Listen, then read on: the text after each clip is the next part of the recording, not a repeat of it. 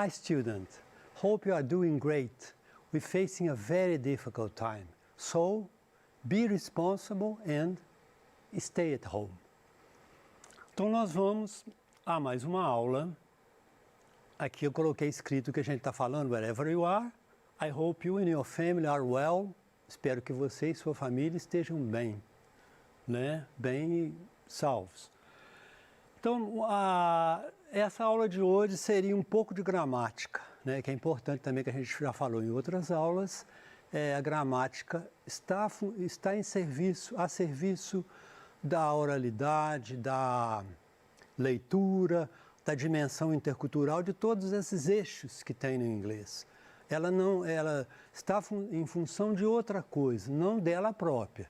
Então, isso aqui é muito importante, que é direct and indirect speech, é o discurso indireto e direto. Em inglês eles chamam também de reported speech, que é um discurso que é quando a pessoa vai falar sobre o que outras pessoas falaram. É interessante isso porque serve a uma função comunicativa, né? Igual o que eu falo sempre, é um mote para nós. Língua no uso, para o uso. Estou repetindo até muito isso, mas é muito importante a gente ter sempre em mente. Qualquer atividade que a gente seja, que a gente faça e tudo, tem que pensar nisso, a língua no uso e para o uso. Então, eu gosto sempre de colocar uma frase, um cartoon para alavancar a aula. E eu peguei esse cartoon aqui de Randy Glasbergen. Inclusive, para ler a gente fala available at, disponível, né? www.glasbergen.com, que a gente fala o .com, que é o .com em inglês.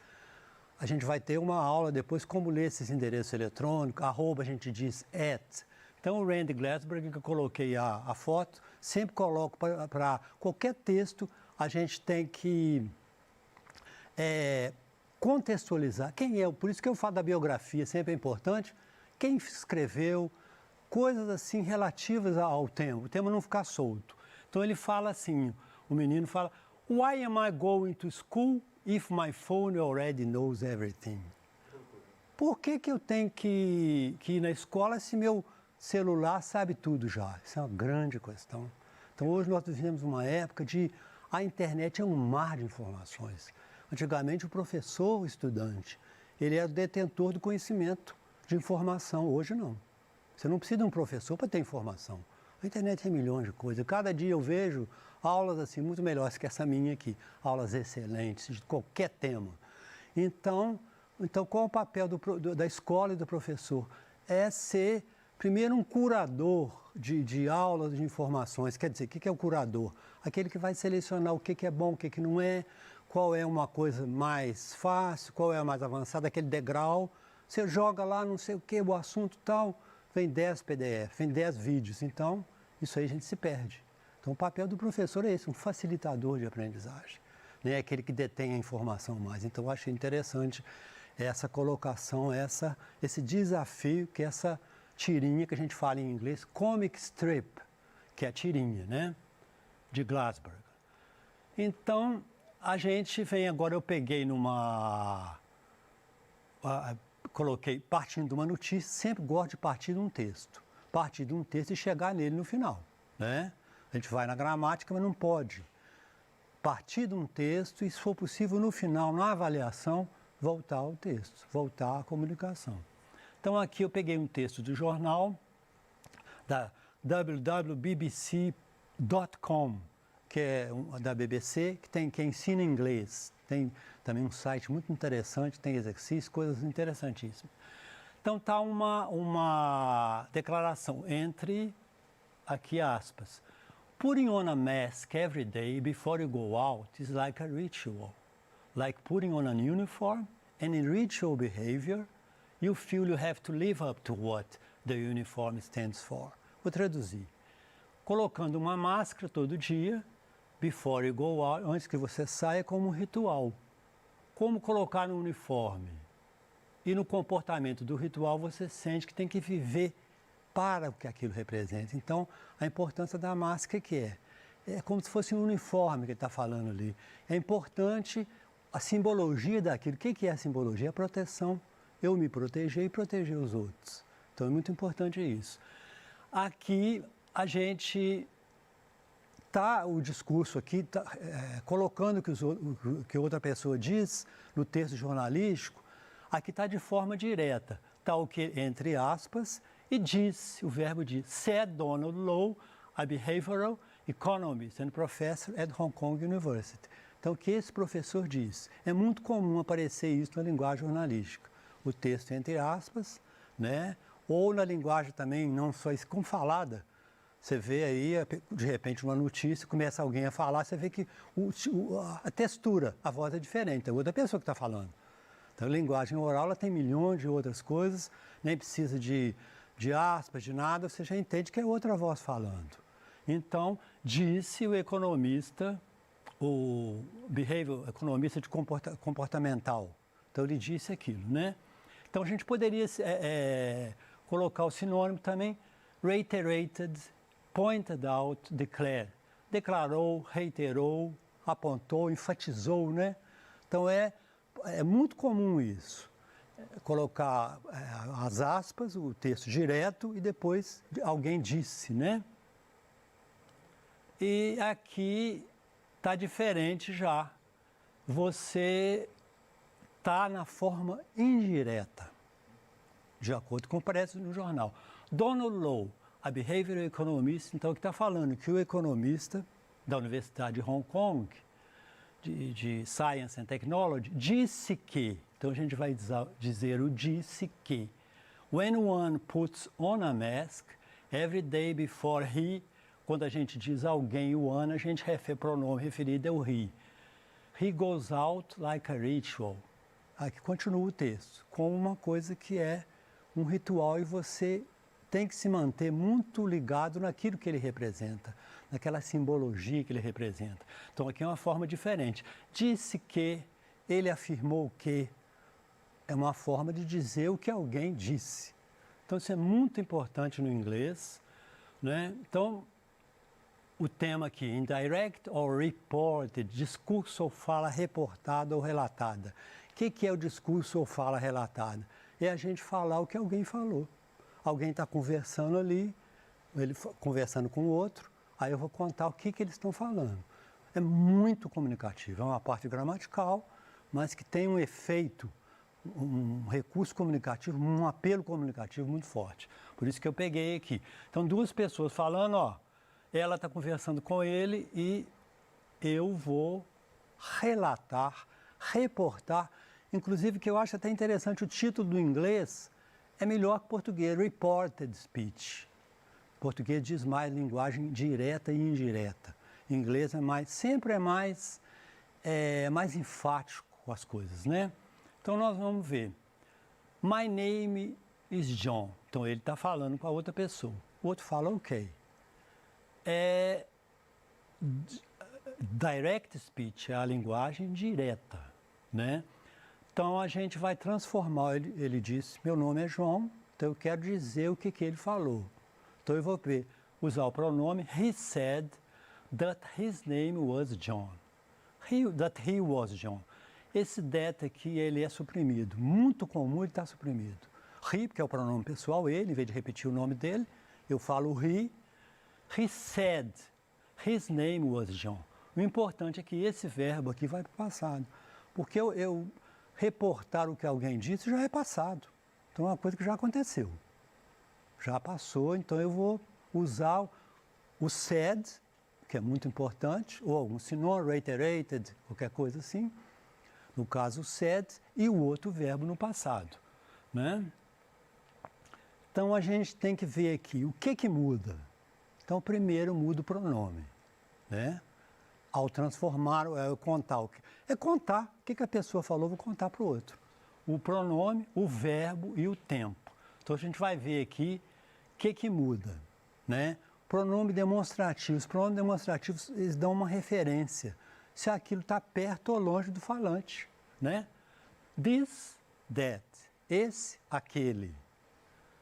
These, those, que é o plural. Então, o menininho eu peguei de uma aula que eu já dei, esse Deepak, eu coloquei o nome, dando ênfase aqui, Deepak é o nome indiano, dando ênfase ao inglês que a gente vai tentar passar para vocês aqui, sempre o inglês do mundo inteiro. Não é aquele inglês mais americano ou britânico, não. Inglês da África do Sul, da Tailândia, estou pesquisando muito, Austrália. Claro que a gente tem, eu, por exemplo, tenho mais uma afinidade por ter estudado com a cultura americana, com o inglês americano. Mas o que eu vou ensinar é o inglês geral, que é chamado, uma noção grande, que é chamada de língua franca, atualmente. Então, I love this book, como o menino disse, diretamente, Deepak. Então eu vou dizer, she said, que seria he said that he loved that book. He said that he loved that book. Ele disse que gostava do livro. Esse verbo aqui tem que ir para o passado, para o past, que em inglês é tão fácil. Eles falam past, simple past, é o passado simples. Em português é pretérito perfeito. Em português às vezes complica. O estudante complica, pretérito perfeito é passado. Sim, mas o inglês é tão mais fácil. Past, simple past, não tem nem onde confundir. Então, o segundo verbo vai para he said that he loved that book. Se for this, passa para that. Se for this, passa para those. Porque ele está falando, mas não é esse livro, é aquele livro. A fala já está no lugar do passado, né? Aqui, então, eu coloquei um esquema. Você vê que é uma aula mais gramatical do que outras, mas uma gramática, essa aula explica bem a gramática em função do sentido, de gerar comunicação. A gente usa muito isso na fala, né? Então, o simple present, que é o presente simples, vira o passado simples ou simple past. Aquilo que eu falei. Simple present, presente do indicativo em português é coisa complicada. Lá é simple present, passa para o simple past. Present continuous, que é o presente contínuo, que é uma ação que está acontecendo no momento que a pessoa fala, né? Para falar o que está acontecendo agora, que é o present continuous. Passa para o past continuous, né? I am doing something, I am reading a book now, I was reading a book. E o presente perfeito passa para o passado perfeito, past perfect. E então a gente falou, recapitulando aqui, primeiro é o pronome, que muda muito, o verbo que passa para o passado, verbo passa para o passado, então today, que é hoje, passa para that day, né? Yesterday, the day before, ou that day, ou that time, não é mais yesterday, porque não é ontem. Ele falou ontem, mas eu estou reportando, eu estou transmitindo o que ele falou, já não é mais o dia que é, já está fora do tempo, né? Então, yesterday passa para the day before. Tomorrow passa para the next day, o dia seguinte, ou that day, passa para aquele dia. Então, é muito importante guardar. Today, that day, yesterday, the day before, tomorrow, the next day. Então, vamos pegar essas frases aqui, que eu acho que vão explicar bem, vocês. Activities and exercise. The boy, então o menino falando. I'm late for school. Estou atrasado para a aula, né? I'm late for school. He, já substituindo aqui o the boy por he said that, o that é tirado sempre, porque eles tiram muito. He said that he was late for school. Ele disse que estava, o problema é aqui, sempre no passado, né? A coisa já aconteceu, eu vou relatar o que alguém contou. He said he was late for school. Mary, então a Mary falando. I have never been here. Usou o presente perfeito. Eu nunca estive aqui antes. Então vamos dizer como é que a Mary, como é que eu diria a alguém, o que ela falou. She said, então sempre o said, she said she had never been there. Então aqui eu passei para o presente perfeito, eu passei para o passado perfeito. Então o have foi, she said she had never been there. O here passa para o there. O aqui passa por lá. Ela falou, não é aqui mais, né? A referência não é aqui, é lá. Um outro lugar que não sei quando, né? Uma coisa que o tempo, a gente perde a noção do tempo. Então, she said she had never been there. Ela disse que nunca, é igual ao português, não tem problema não. Ela disse que nunca tinha estado lá, não é assim que a gente fala? Ele falou, nunca estive aqui. O que ela disse? Que você ouviu que ela disse que nunca tinha estado lá. Então é igual, não tem problema não, igualzinho. George, I can't speak English fluently. He, o pronome está no lugar do nome, em vez de repetir George, põe he, né? He said he could speak English fluently. He said, ele diz, I can't speak English fluently. He said that, está subentendido, he said he could speak English fluently. Ele falou que falava. Então, você tem que colocar sempre, falou que podia falar no caso, né? Ele falou que pode falar, ele falou que podia falar. A outra, the students, agora plural, né? We will attend a lecture tomorrow. Nós vamos assistir uma palestra amanhã. Então, como é que ficaria? Eu contar o que eu ouvi. Eu ouvi isso aí no corredor, vou contar o que eu ouvi. They, que substitui the students, they said that they would attend a lecture the next day. O will, que é o futuro, passa para o condicional. They say they would attend. Attend é assistir, presenciar, né? Participar. They said they would attend a lecture the next day. Então, tomorrow acaba, não é amanhã. Amanhã foi quando ele falou, naquele momento, mas aquilo já passou. Então, o amanhã ficaria the next day, que a gente coloca, né? Agora, uma pergunta que eu acho, assim, interessante. Então, sempre o verbo said e o presente passa para o passado, que é negócio tudo. E a frase aqui que já está no passado? Uma boa pergunta. Ué, como é que eu faço agora? A frase já está no passado? Então ela disse aqui, a menina falando, a Mary, I went to the park yesterday. Ela falou, então também usando sempre o passado para dizer uma coisa que aconteceu, ela já falou no passado. Então como é que fica? I went to the park yesterday. She said, continua o said, that she, aí nós temos que usar uma forma do passado mais para trás. Ela disse que foi no parque. Ela diz, eu fui no parque, passado. Ela diz que tinha ido no parque. She said that she had gone to the park. Aí não é mais yesterday, the day before ou that day.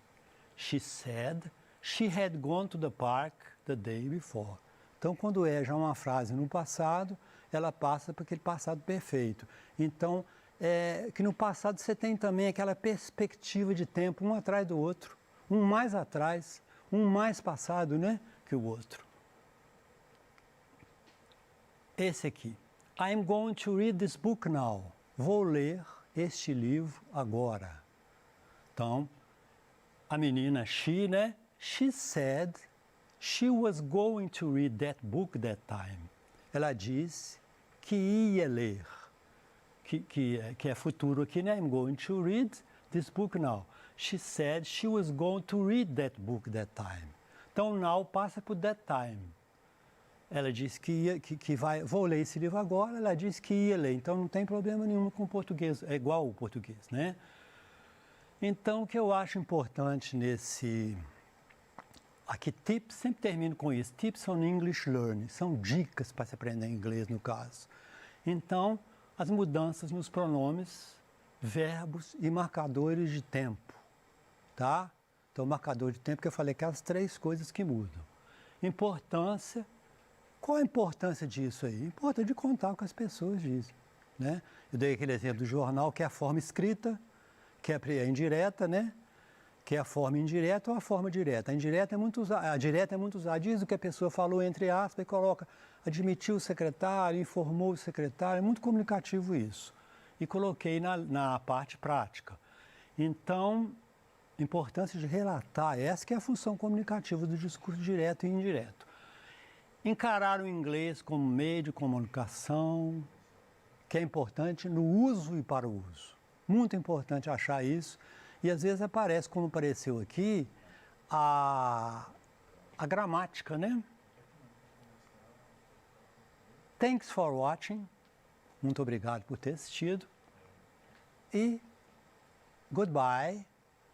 Stay at home. Be responsible.